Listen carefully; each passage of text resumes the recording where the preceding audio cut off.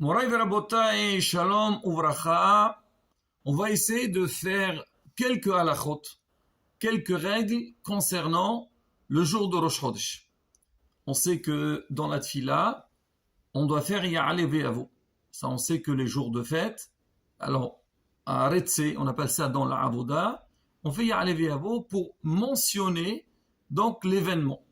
À Rosh Chodesh aussi, on doit dire Ya'ale Ve'avo, Biyom Rosh Chodesh Hazeh. Alors le Rashash dit il faut dire Biyom Rosh Chodesh Hazeh. Parce que c'est vrai, selon la grammaire, on doit dire Rosh. Si tu dis Hazeh, il faut dire Chodesh Hazeh. Mais on dit non, il faut dire Rosh Chodesh Hazeh. Alors on doit faire donc ce Ya'ale Ve'avo et aussi dans Birkat Hamazon. Maintenant on va essayer de voir ensemble. Donc c'est quoi le din pour celui qui a oublié? C'est vrai, tous les jours on ne fait pas Ya'ale Ve'avo et des fois on peut s'oublier. Il y a beaucoup de minhagim sur ça avant de commencer la Hamida. Alors il y a des gens, voilà, ils disent Rosh Chodesh. Là pareil, il faut rappeler, surtout avant la prière, parce que quand on va commencer la Hamida, on n'a pas le droit de parler. Il y a certains qui tapent sur la table pour rappeler. Tout ça, Rabota, et j'ouvre une parenthèse, c'est vrai, c'est des commandis, c'est des habitudes, je ne veux pas appeler des minhagim, qu'on fait pour rappeler, il s'est rapporté, mais il faut aussi, Rabotai, respecter un ordre à la synagogue. Et ne pas, tu vas voir les gens, tout le monde va taper sur la très fort. Ça dérange, je vais prier. Ah, il y a un, peut-être Hazan, il fait ça parce qu'on a l'habitude de faire ça. Moi, je me rappelle, en Tunisie, on disait Rosh Chodesh avant de commencer la Hamida. Mais il n'y a pas une obligation. Des gens, ils pensent qu'ils n'ont pas dit, leur Hamida, elle passe pas. Pas du tout. Le Hazan, il a dit, c'est bon.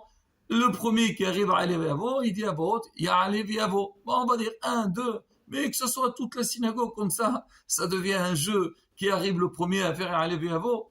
Rabotai, bon. Alors c'est rapporté que l'homme, il doit dire à voix haute pour ne pas oublier qu'il a fait. Mais tu n'es pas obligé de faire à voix haute que tout le monde t'entend. La Hamida, tu l'as fait. Et bien ça, Rabotai, c'est dès lors, Bezrat Hashem, on fera un jour. Les halachot, comment on doit prier le Kahal et le Sherech Tzibur. Toi, quand tu arrives à Léviavo, tu dis à Léviavo. Comme ça, tu t'entends que tu as dit ça. Parce que des fois, une fois qu'on a fini, on ne se rappelle pas. On ne se rappelle pas si on a fait ou pas. Alors, tu fais un petit peu plus haut et tranquille. Mais sinon, pour le Kahal, alors si on a annoncé au début, ou il y a un qui a lancé, c'est bon, la bataille. On va pas, il ne faut pas faire de ça un grand bruit dans la synagogue. Bon. Alors maintenant, concernant dans la Hamida, alors la bataille, il y a une différence. Si quelqu'un il oublie à Léviavo, dans la prière de Arvit, je parle de Rosh Chodesh, parce que les fêtes, c'est différent aussi. Rosh Chodesh, entre le soir, tfila de Arvit, et la tfila de Shaharit et Minha. Alors, on va parler de Shaharit et Minha, après on revient à Arvit. Alors maintenant, Shaharit, si jamais quelqu'un il a oublié de faire Ya'ale Ve'avo. Si maintenant, lui il a avancé, il a dit Baruch Ata Hashem, il n'a pas dit Mahazir Shekhinatu Sion. Parce que la bracha qui suit, s'il a dit Baruch Ata Hashem, il dit Lam Medine Hokecha, et il reprend depuis Ressé. Si maintenant il a fini, il a dit Mahazir Shekhinatu Sion, il s'est rappelé qu'il n'a pas fait Ya'ale Ve'avo. Alors dans ce cas-là, il fait le passage et on a fait Ya'ale Ve'avo, mais il ne dit pas il dit seulement le passage qu'il a oublié de faire, il le fait. Et après, il continue Moudim Anachnolach. Maintenant, si il a commencé Moudim et il ne s'est pas rappelé. Alors, s'il se rappelle, avant le dernier, avant de reculer, s'il n'a pas encore dit ce passouk-là, alors il reprend depuis RSC, il fait arriver à vous, il fait tout le reste. Maintenant, s'il a fait même s'il n'a pas reculé, donc il a raté sa Hamida, il doit refaire un nouveau. Il doit recommencer toute la Hamida. Donc cette règle concerne aussi bien Shaharit que Minha. Arvit, si j'ai pas encore fait Baruch Ata Hashem, j'ai pas encore dit Baruch Ata Hashem, je reprends depuis Ressé. Mais si j'ai dit Baruch Ata Hashem, je continue. Parce qu'on dit Arvit, alors si on a oublié de faire Ya'ale Ve'avo, on n'a pas besoin de recommencer. Pourquoi? Parce que c'est rapporté qu'à l'époque, on est Mirkatchim et Tahodesh, ça veut dire le Bedin, c'était dans la journée. C'est vrai, on voit la lune le soir, mais le Bédin travaillait dans la journée. Comme le soir, on n'est pas Mekadesh ta Chodesh, alors si tu as oublié Alivi Avo, donc ça dérange pas. Dans Birkat Amazon, si on a oublié de faire Alivi Avo, on ne recommence pas non plus. Pourquoi? Parce qu'il n'y a pas une obligation de manger du pain. C'est vrai, c'est bien de manger du pain le jour de Rosh Chodesh, comme on dit, donner l'importance à cette journée-là, mais si on n'a pas fait Alivi Avo, on ne recommence pas. Ça, Rabotai, concernant donc la prière et Birkat Amazon. Maintenant, il y a un autre point qui est très très important, Rabotai. On sait que dans la tfila de Shahrit, on met talit et tfilin.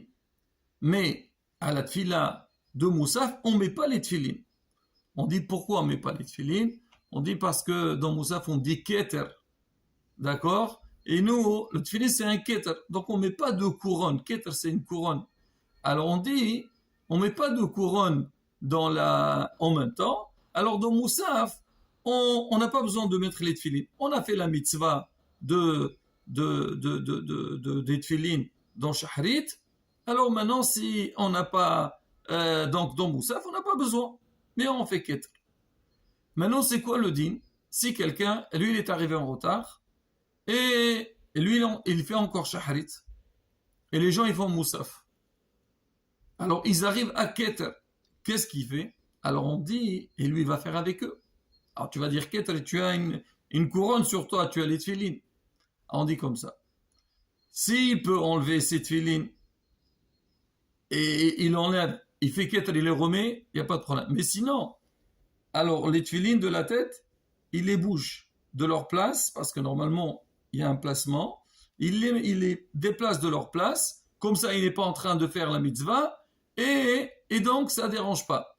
Et sur celui de la main, alors, il met par exemple son talit, il le met sous donc la boîte de tfilin, comme ça, parce qu'on sait, il y a ce qu'on appelle hatita. Il faut pas quelque chose qui sépare entre les tfilin et le corps. Alors, quand il a mis lui son talit ou bien sa chemise sous, pas le boîtier qu'on met dedans les tfilin, donc la boîte des tfilin, il y a un hatita, on considère comme si il n'a pas mis les tfilin. Ça, c'est, le Ben Ish Hai rapporte, si quelqu'un y met Rabbeinu Tam, bon, il faut essayer de le faire avant Moussaf, mais d'ici tu as fait Shahrit, donc tu ne peux pas mettre, mais tu le mets à Minha. Bon, sur ça aussi, Rabotai, il y a des fois avec, mais ce qu'il faut faire, il faut essayer de mettre même Rabbeinu Tam avant la Tfila de Moussaf, comme ça on est tranquille, on n'entre pas dans les discussions. Maintenant, il y a aussi le Hallel. Alors, le Hallel, on le fait sans bracha. Alors, pourquoi sans bracha? Justement, c'est par rapport à ce qu'on avait expliqué dans le dernier cours. On a dit que le jour de Rosh Chodesh, normalement, lui, il est considéré comme un jour de fête. Mais à Missa, ils ont fait le règle, donc il a perdu un petit peu, ou nous plutôt, on a perdu donc la grandeur de cette journée-là. Donc on dit, il est moins que les jours de fête. Donc on ne fait pas Halil Gamour, on fait seulement donc ce qu'on appelle Midalgim. On saute certains passages, c'est marqué dans les Sfarim. Alors le Kaf Haïm, il rapporte, il dit David Amelech, il a fait un remes, il a fait un signe dans le Tehillim qu'on doit faire tous les mois, on doit faire le Hallel. Il dit le dernier père de Tehillim, Hallelujah, il a dit 12 fois le mot Hallelujah ou Hallalou. C'est-à-dire Hallelou, il faut faire le Hallel 12 fois, donc chaque Rosh Chodesh.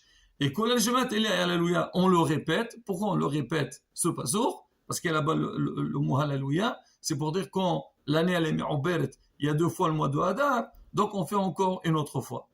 À certains ils ont posé, mais Rosh Hashanah, on fait pas le Hallel, on dit pas c'est Yom Din, on dit quand même, ça s'appelle Rosh Chodesh, donc normalement on était censé de faire ce jour-là, de faire le Hallel. Mais on ne le fait pas par rapport à notre raison. Voilà, Rabotai, des règles qui sont liées avec la Tfila. Mais le plus important, Rabotai, c'est comme on dit, bien exploiter cette journée de Rosh Chodesh avec des Tfilot et bien sentir cette journée, et encore plus les femmes. Alors, le Ben Ish Hai, il dit c'est marqué Eshet Haïl, ateret ba'lah. Une femme bien, elle est ateret ba'lah, donc c'est la couronne de son mari. Et dit comment on explique ça? Et sur toujours, l'homme il doit respecter sa femme. Alors, mais on dit, il y a certains, j'ai entendu, même Rosh Chodesh, il donne un cadeau. On dit, il faut donner des cadeaux le jour pendant les fêtes. Il dit, même Rosh Chodesh, il donne un petit cadeau à leur femme. Bon, on va dire minhagim. Mais bon, celui qui peut, pourquoi pas, c'est bien. Donc, donner de l'attention à chaque chose, l'importance plutôt. Alors, il dit, comme on a dit que la femme, elle n'a pas participé avec le règle, et donc elle a reçu donc ce privilège par rapport au Rosh Chodesh, donc comme Rosh Chodesh, lui, c'est la couronne de tous les mois. Donc, à qui cette couronne a été donnée? Elle a été donnée aux dames que elles n'ont pas participé. Qu'on puisse, comme on dit, faire les mitzvot avec un bon goût, même si on ne comprend pas, mais encore plus qu'on connaît un petit peu les raisons de chaque chose, et bien Hashem, il nous donnera donc cette envie et ce plaisir d'avancer, d'évoluer dans Torah Mitzvot Ma'asim Tovim. Amen. Chodesh Tov, on vorach.